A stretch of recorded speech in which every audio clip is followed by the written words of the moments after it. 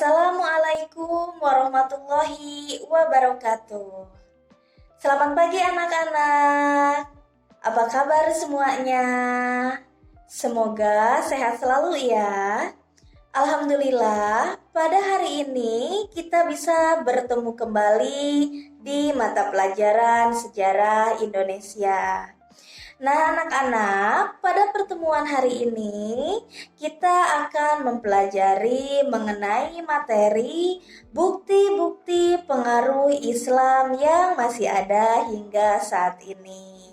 Baiklah, yuk kita simak sama-sama bagaimanakah materi mengenai bukti-bukti pengaruh Islam yang masih ada hingga saat ini. Bukti-bukti pengaruh Islam yang masih ada hingga saat ini erat kaitannya dengan proses akulturasi kebudayaan yang terjadi di Indonesia. Akulturasi kebudayaan sendiri adalah proses sosial yang biasanya timbul karena masuknya unsur budaya asing dan terjadi dalam waktu yang terus-menerus, sehingga unsur budaya asing tersebut secara lambat laun akan diterima dan menjadi bagian dari budaya itu sendiri. Nah, seperti apa contohnya? Yuk langsung saja kita simak beberapa hasil akulturasi kebudayaan yang terjadi di Indonesia. Salah satunya yaitu bukti-bukti pengaruh Islam yang masih ada hingga saat ini. Nah, bukti-bukti pengaruh Islam yang masih ada hingga saat ini adalah hasil dari akulturasi kebudayaan Hindu, Buddha, dan Islam. Yang pertama ada aksara, yang kedua ada sistem pemerintahan, yang ketiga ada bidang seni bangunan, yang keempat ada bidang seni rupa, yang kelima ada bidang kesusastraan, yang keenam ada bidang seni pertunjukan, yang ketujuh ada sistem upacara, yang kedelapan ada sistem kalender. Yang pertama adalah aksara. Aksara di sini akulturasi kebudayaan terjadi pada saat agama Islam masuk ke Indonesia. Akulturasi terjadi pada sebuah tulisan yang berawal tulisan Palawa yang berasal dari India. Kemudian terjadilah akulturasi, terjadilah perubahan menjadi tulisan atau aksara Arab yang berasal dari Arab. Berikut adalah gambar bagaimanakah aksara Palawa dan juga aksara Arab yang berkembang karena adanya proses akulturasi kebudayaan di Indonesia. Yang kedua, yaitu pada sistem pemerintahan.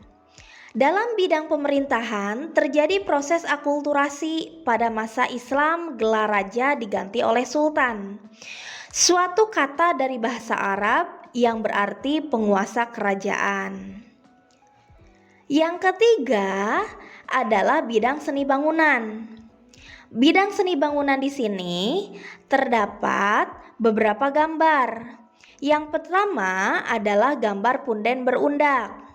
Yang keduanya gambar candi. Yang ketiganya gambar batu nisan. Itu adalah merupakan wujud akulturasi dari adanya bidang seni bangunan.